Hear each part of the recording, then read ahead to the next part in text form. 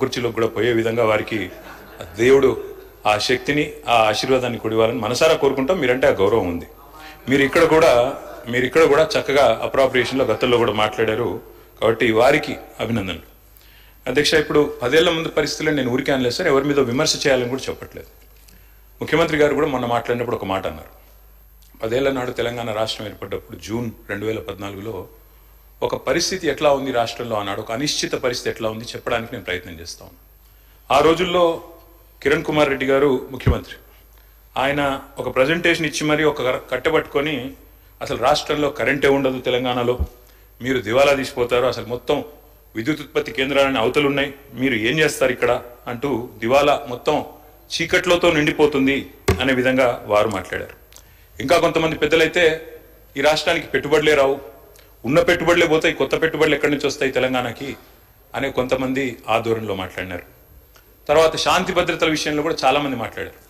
ఆంధ్ర తెలంగాణ గొడవలు అవుతాయని, హిందూ ముస్లిం గొడవలు అవుతాయని, తిరిగి నక్సలైట్ల రాజ్యం వస్తుందని, రకరకాలుగా అసలు ఈ రాష్ట్రంలో ఉండే మనందరికీ ఇక్కడ ఉండే నాయకత్వానికి సత్తా ఉందా ఈ మాట కూడా మాట్లాడినారు సార్. తెలంగాణ వాళ్ళకి పరిపాలనా సామర్థ్యం ఉందా అని కూడా మాట్లాడిన రోజులు ఆ రోజు వెంకటరెడ్డి గారు, తర్వాత ఇంకా మిగతా మిత్రులు చాలామంది అందరం కూడా ఉద్యమంలో ఉన్నాం. ఈ మాటలన్నీ మనం కూడా విన్నాం.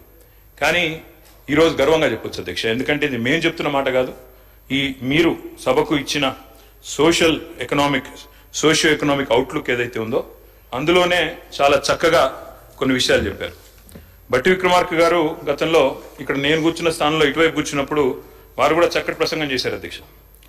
15 మార్చి 2022 నాడు బట్టి విక్రమార్క గారు మాట్లాడిన మాటలు, ప్రతి సంవత్సరం సంపద బాగా సృష్టిస్తున్న రాష్ట్రం, సంపద బాగా పెరుగుతున్న రాష్ట్రం కూడా మనది. కరోనా ఈ దేశాన్ని అతలాకుతలం చేసినప్పటికీ కూడా రాష్ట్ర ఉత్పత్తిలో ఎక్కడా తగ్గుబాటికి కారణం కాకుండా ఈ రాష్ట్ర ప్రజానీకం, రైతాంగం, శ్రామికులు ఈ మహమ్మారి దాడిని కూడా తట్టుకొని పెద్ద ఎత్తున ఈ రాష్ట్ర ఉత్పత్తులను, సంపదను పెంచడం జరిగింది. ఇది బట్టి విక్రమార్క గారు ఆనాడు ఇక్కడ కూర్చున్నప్పుడు మాట్లాడిన మాట. కానీ ఏమవుతుంది అధ్యక్ష, అక్కడ కూర్చోగానే స్వరం మారిపోతుంది, అక్కడ కూర్చోగానే మరి మాట కూడా మారింది అధ్యక్ష. అయినప్పటికీ వారు ఏం చెప్పినా వారు ఇచ్చిన బుక్కే అధ్యక్ష ఇది తెలంగాణ సోషియో ఎకనామిక్ అవుట్లుక్. ఇందులో చాలా చక్కగా అన్ని విషయాలు వివరంగా చెప్పారు అధ్యక్ష. గౌరవ కొత్త సభ్యులందరూ కూడా దయచేసి దీన్ని చూడాలని చెప్పి కూడా నేను వారికి విజ్ఞప్తి చేస్తా ఉన్నాను. ఎందుకంటే ఇందులో బడ్జెట్ స్పీచ్లో ఏం చెప్పినా ఇందులో వాస్తవాలు బయటపడ్డాయి. Despite economic hurdles, page number 3 sir, the states strategic sectors continue to contribute to it's economic dynamism. This resilience is bolstered by proactive government policies that attract investments, stimulate employment and foster innovation. ఇది మరి తెలంగాణ రాష్ట్రం యొక్క అభివృద్ధి గురించి మీ ప్రభుత్వమే ఈ socio economic అవుట్లుక్లో చెప్పిన మాట. దాంతోపాటు అధ్యక్ష చాలా చక్కగా చెప్పారు. పేజ్ నెంబర్ 15లో Telangana's gross state domestic product at current prices is 14.64 lakh crore. 4 లక్షల కోట్ల నుంచి 2014లో మన రాష్ట్ర సంపద 14,64,000 కోట్లకు ఎదిగిందని చెప్పి వారు ఇచ్చిన సోషియో ఎకనామిక్ అవుట్లుక్ లోనే చెప్పారు. అదేవిధంగా ఇంకొక మాట చెప్పారు అధ్యక్ష.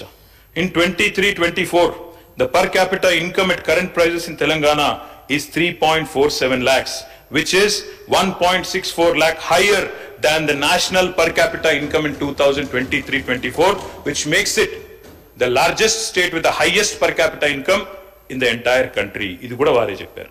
దాంతో పాటు ఇంకొక మాట కూడా చెప్పారు అధ్యక్ష, అది కూడా చెప్తాను. ఇంకొక మాట కూడా చెప్పారు. Over the years Telangana's contribution to India's GDP has shown a steady increase. Telangana's contribution 2014లో ఎంత అధ్యక్ష భారతదేశానికి జీడిపి కాంట్రిబ్యూషన్ కేవలం 4.1%.